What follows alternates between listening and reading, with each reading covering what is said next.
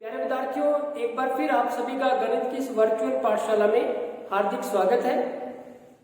आज हम कक्षा 9 गणित में प्रश्नावली 10.5 के लिए एक और महत्वपूर्ण परिमेय करेंगे। हमारे पाठ्य पुस्तक में ये परिमेय है 10.12, यानी कि अध्याय 10 के लिए ये हमारे पास 12वां परिमेय है। इसमें कहा गया है, यदि किसी चतुर्भुज के सम्मुख कोणों का एक युग्म का योग 180 डिग्री हो तो वह चतुर्भुज चक्रीय होता है। यानी कि कोई चतुर्भुज है हमारे पास, उसमें सम्मुख कोणों का एक युग्म का जोड़, यानी कि सम्मुख कोणों का एक जोड़ा, उसका योग अगर 180 डिग्री हो तो वो चतुर्भुज कैसा होगा? चक्रीय चतुर्भुज होगा। तो प्यारे बच्चों देखते हैं इसका प्रूफ। यानी कि हमारे पास क्या दिया होगा? एक चतुर्भुज दिया होगा, उसका नाम ले लेते हैं हम ABCD। मीन्स हमारे पास एक चतुर्भुज है ABCD, उसके सम्मुख कोणों का योग कितना है? 180 डिग्री है। तो हमें यह सिद्ध करना है कि वो जो चतुर्भुज है वो चक्रीय चतुर्भुज है, यानी कि उसके चारों शीर्ष एक वृत्त पर स्थित है। तो यहाँ पे हम क्या करते हैं, एक चतुर्भुज ले लेते हैं ABCD। हमने चतुर्भुज ले लिया ABCD, हमारे पास दिया है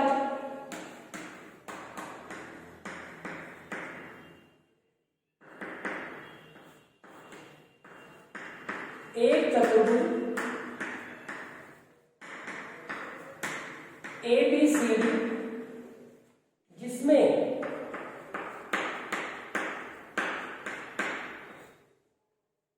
सम्मुख कोणों का एक युग्म किसके बराबर है? 180 डिग्री के बराबर है। तो हम क्या कर लेते हैं, ये जो सम्मुख कोणों का एक युग्म है उसको 180 डिग्री के बराबर ले लेते हैं। एक कोण B जमा कोण D, ये हमारे पास 180 डिग्री है। इसको समीकरण 1 मानते हैं, ये हमें दिया हुआ। अब हमें सिद्ध करना है,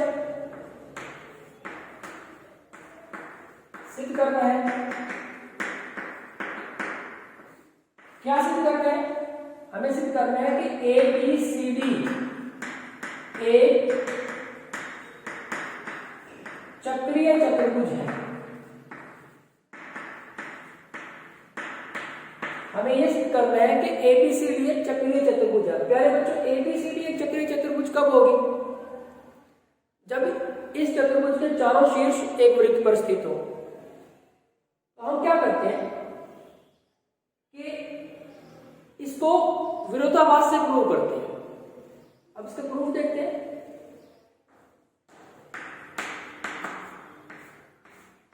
इसमें जो रचना करनी होगी हमें वो साथ साथ में बात कर लेंगे। हम क्या करते हैं कि माना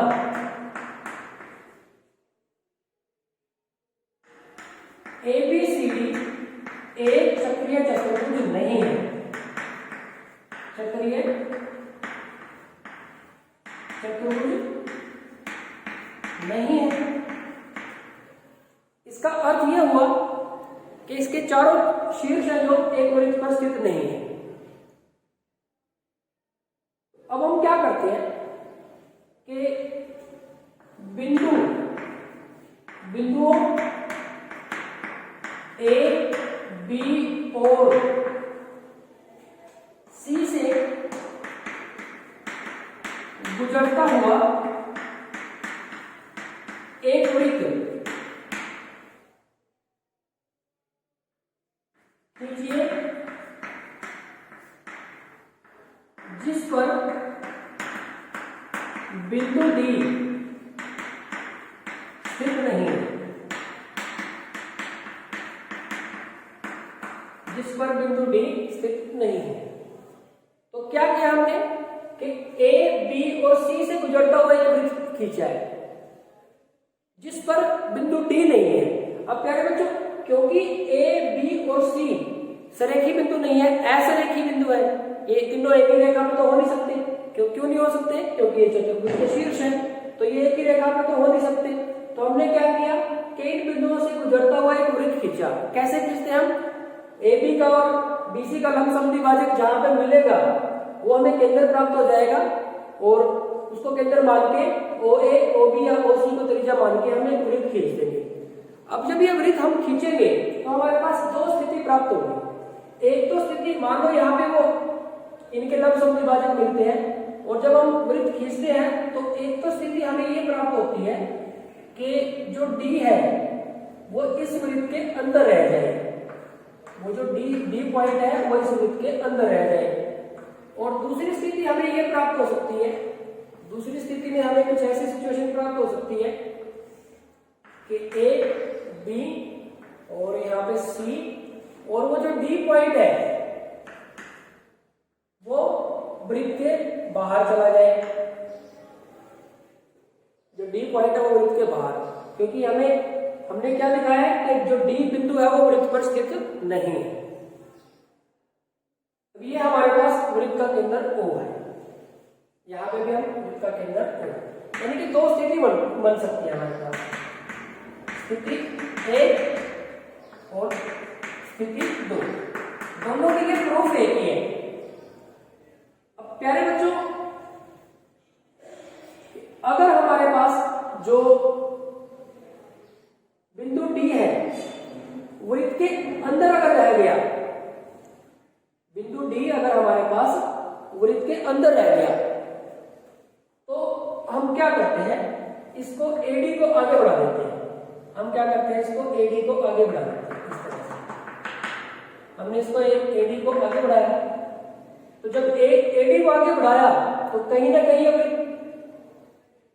वृत्त पे कहीं ना कहीं काटेगा, यानी कि वृत्त पे एक पॉइंट मिल गया हमें, कौन सा, E, और यहां तो वैसे ही मिल गया हमें पॉइंट E, क्योंकि वृत्त पे कहीं ना कहीं काटेगा, या तो पहले ही मिल जाएगा या फिर बढ़ाने पे पॉइंट मिलेगा। अब आप देखें, हमने क्या किया कि A को C से मिला दिया, A को C से मिला दिया, A को हमने C से मिलाया, और क्या किया हमने A को, देखो ये A भी हमारे पास एक जीवा के रूप में भी है, तो हमने क्या किया, A को C से मिला दिया और B को E से मिला दिया, B को हमने E से मिला दिया। पहले इसके लिए देख लिया, तो यहां हम लिखते हैं कि AC और BE को मिलाया,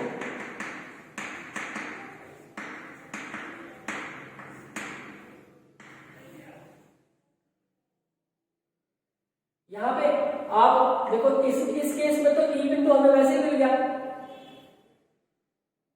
और इस केस में हमें AD को आगे बढ़ाने से मिला है, तो यहां पे आप लिख सकते हो कि AD को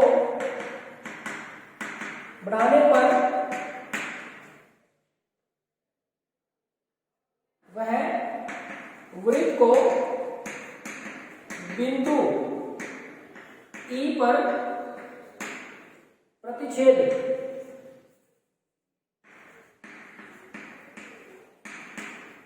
करता है।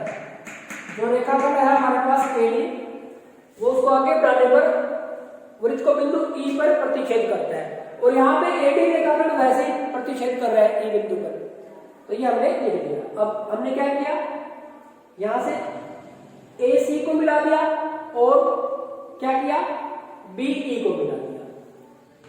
अब यहां से प्यारे बच्चों आप यहां थोड़ा सा ध्यान से देखें कि हमें पता है AB जीवा है और ये AB संगत चाप है, ये हमारे पास AB संगत चाप है। अब आप देखें कि ये जो कोण हुआ, यहां पे हमारे पास A, B, C और E, यहां पे भी A, B, C और E, चारों बिंदु एक वृत्त पर स्थित है, चारों बिंदु हमारे पास एक वृत्त पर स्थित है। हम यहां पे एक काम और कर लेते हैं, C को और E को मिला लेते हैं, और यहां से भी C को और E को हम मिला लेते हैं। EC को भी मीन आया। अब आप देखेंगे कि ए बी सी ई एक चक्रीय चतुर्भुज है।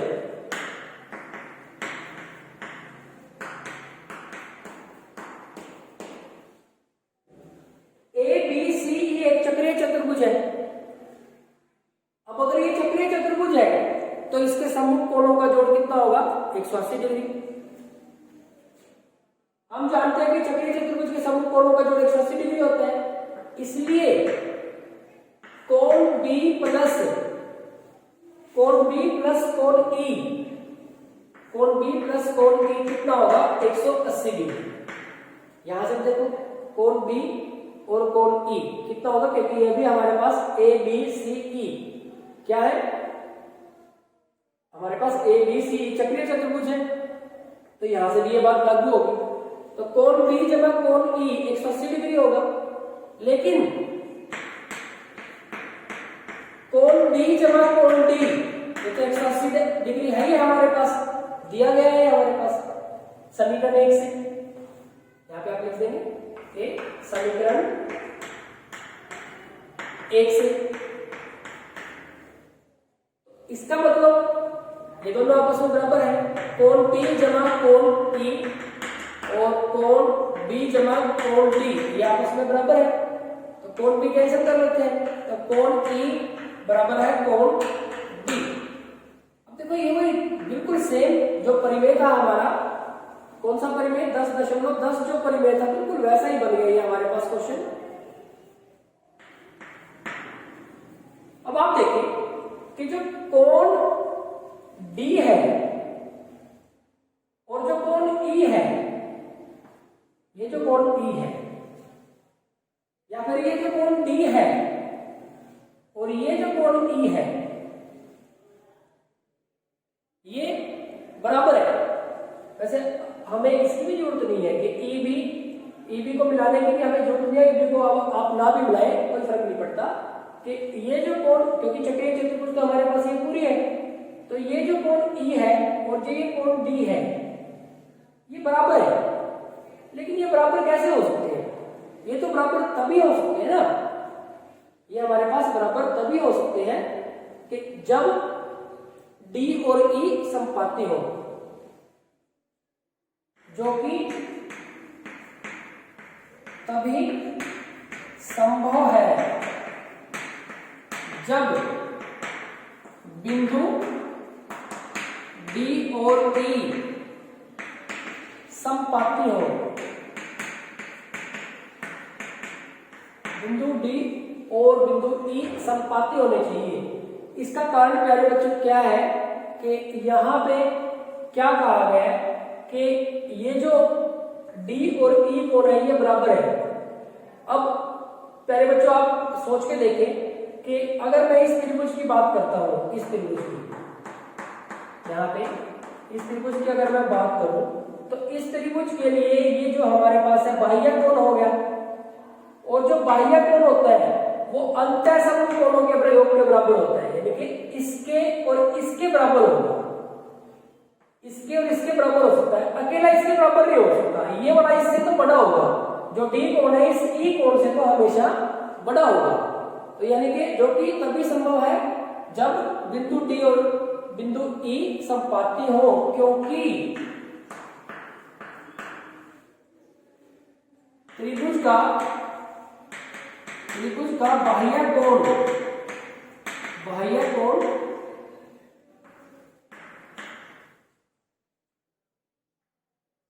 अंतःसमुख कोण से बड़ा होता है, ये कह सकते हो आप, क्योंकि ये इससे बड़ा होता है, या फिर ये कह सकते हो कि ये जो कोण है बाह्य कोण इसके और इसके बराबर होगा। अंतःसमुख कोणों के योग के बराबर होता है, अंतःसमुख कोणों के योग के बराबर होता है। तो इस प्रकार जो हमने सोचा माना था, इसका मतलब वो गलत माना था। हमने क्या कहा था कि ABCD एक चक्रीय चतुर्भुज नहीं है, तो ये तो बात गलत होगी। तो यहाँ पे इसके बाद यहाँ लिख देते हैं हम, तो यहीं लिख देते हैं। इस प्रकार हमारी कल्पना गलत है, अतः ABCD एक चक्रीय चतुर्भुज है। ABCD एक चक्रीय चतुर्भुज है, चक्रीय चतुर्भुज है। तो यहाँ पे हमारे पास एक प्रूव। तो प्यारे बच्चों, ये हो गया हमारे पास परिमेय 10.12, जिसमें हमने सीखा कि किसी चतुर्भुज में अगर सम्मुख कोणों का एक युग्म हमारे पास 180 डिग्री के बराबर है, तो वो जो चतुर्भुज है वो कैसी होगी, चक्रीय चतुर्भुज होगी। तो यानी कि परिस्थिति दो बन सकती है, दोनों ही परिस्थिति के लिए प्रूफ एक ही रहेगा। Thank you very much.